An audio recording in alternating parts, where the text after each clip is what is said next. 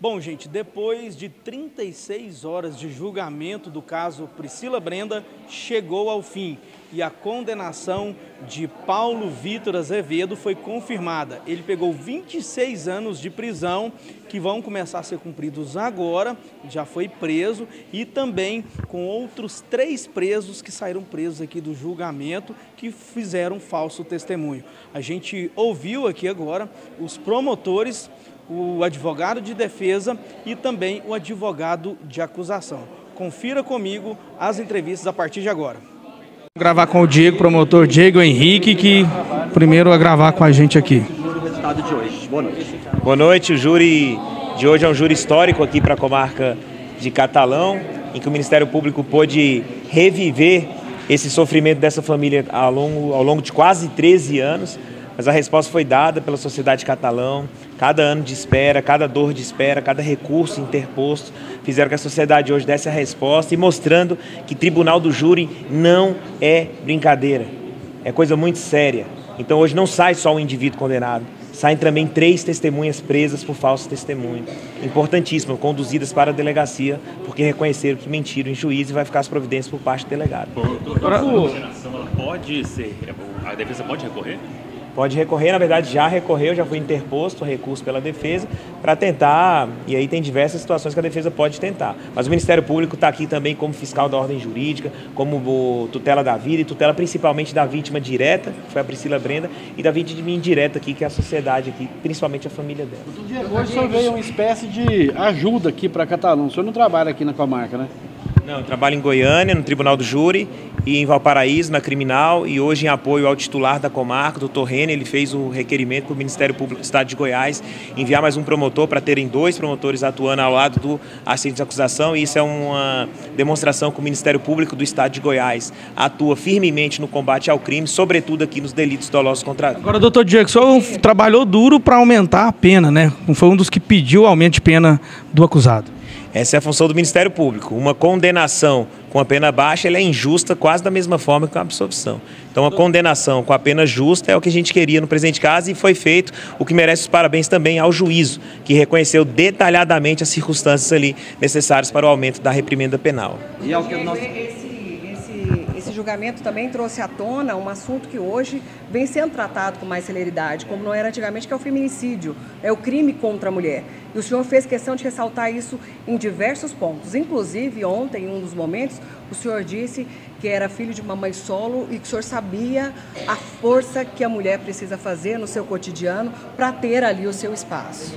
Há muito tempo o Brasil já vem combatendo essa violência doméstica e familiar contra a mulher, e infelizmente o presente caso, na época, não existia ainda o crime de feminicídio, foi inserido em 2015, como esse fato foi em 2012, não se aplicou a reprimenda do feminicídio, que vem a cada ano aumentando a pena. Agora, inclusive, foi para 20 a 40 anos. Essa pena não vai ser aplicada no presente caso, porque não tinha qualificadora do feminicídio, mas por causa da questão que só inseriu em 2015. Porém, nós pedimos para isso ser considerado como uma agravante, e pode, já que na época não era qualificadora, e assim foi reconhecido pelo juiz, e por isso teve aumento de pena. Vai aprender a respeitar as mulheres, e se assim fizer de forma diversa, vai ser devidamente responsabilizado com a atuação contundente do Ministério Público. Renner, que é o promotor aqui da comarca de Catalão, o trabalho de vocês foram finalizados hoje, e o senhor como se sente?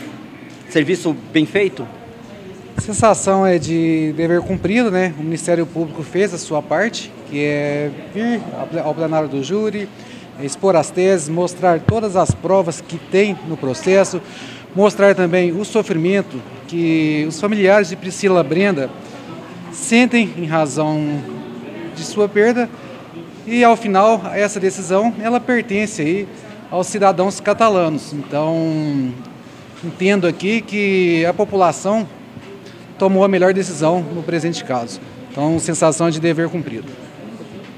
Doutor Gabriel, você acredita que o fato de Paulo Vitor ter outras atenuantes contra a mulher, por exemplo, ter atropelado a sua namorada, teve outras denúncias, contribuiu para o aumento dessa pena? Nesse caso, na verdade, o aumento da pena não. O aumento da pena é relativo ao que ele cometeu aqui hoje. Mas, de fato, as circunstâncias judiciais dele, o jeito que ele era, como ele se comportava com mulheres, com as outras pessoas, o medo que o pessoal tinha na cidade dele, contribuiu para o aumento da pena, sim. O senhor acredita, então, que ele possa ter, e trabalhou em cima dessa tese, de que ele possa ter trabalhado para atrapalhar o andamento do julgamento? Na verdade, a gente trabalha com as provas que tem no processo e no processo fica claro que ele realmente tentou interferir diversas vezes nas investigações, no decorrer do processo e da persecução criminal também. Queria fazer só uma pergunta, que é interceptação que sugere que o Paulo Vitor contratou 2 pessoas para esconder o corpo. Qual que o senhor destaca? Sei que foi muitas, mas só para o pessoal de casa poder saber, assim... As principais provas... é um conjunto de fatores para chegar aos indícios e chegar a determinada situação, a determinada conclusão. As principais provas, não há dizer uma principal, porque são uma soma de fatores aqui que todos levam à mesma conclusão.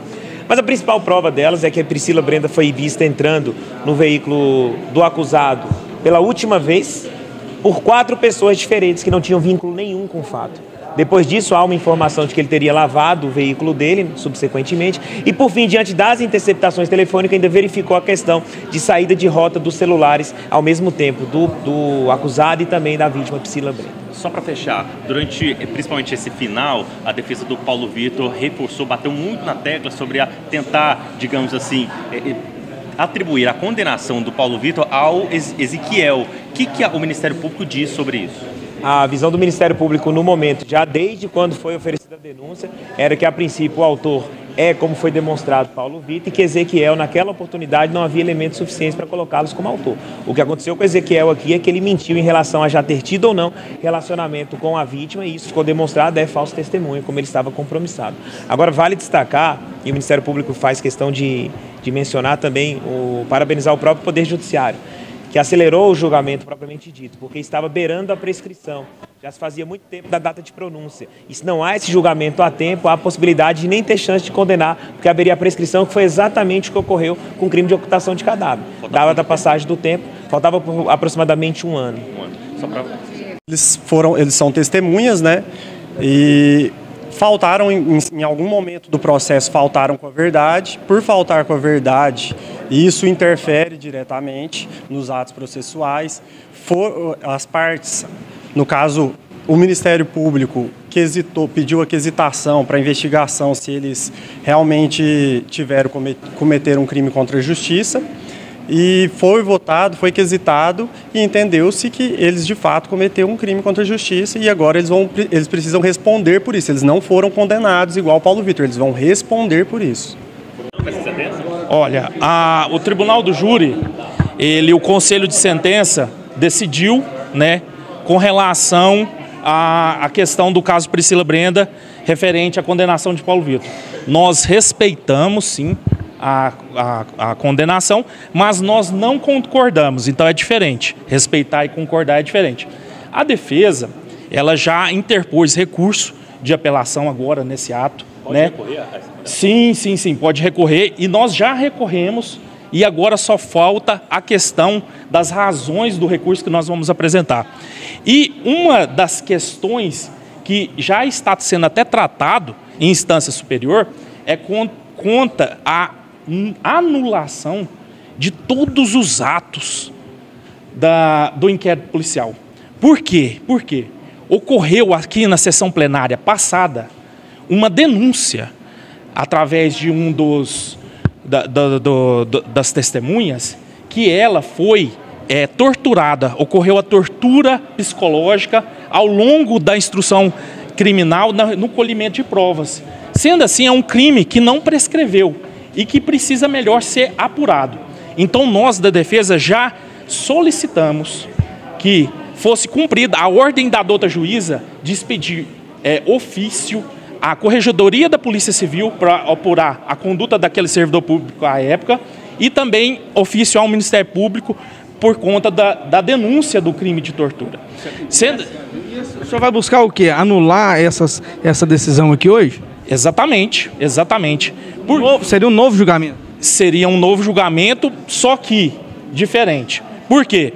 Teria que voltar, anular todas as provas, depoimentos que foram produzidos sobre o crivo da tortura. E aí, o que acontece? Teria que começar lá do início toda a instrução processual novamente. Sobre a condenação que teve no último julgamento, que o Paulo Vitor foi condenado a 18 anos de prisão, você tinha até mencionado que existia uma questão jurídica em que, se houvesse uma condenação hoje, ela não poderia passar de 18 anos. Como é que fica essa condenação de 26 anos agora? Então, o doutor juízo de direito levou em consideração que aquele júri ele foi anulado e que ele poderia fixar a pena que ele bem entender, né? Esse foi o entendimento deles. Só que a defesa ela discorda. Foi hoje esse entendimento? Esse entendimento é hoje, e o juízo de outro é diferente do que era do passado. Então, nós discordamos, né, com relação a isso, nós já recorremos e nós vamos, além de pedir anulação, também a diminuição de pena, uma vez que trata de uma pessoa que tem antecedentes criminais bons, ele não tem histórico de crimes praticados no passado. Então, sendo assim, a gente acredita que foi exagerada a condenação e nós, num dos quesitos dos nossos recursos, seria a diminuição de pena. Doutor...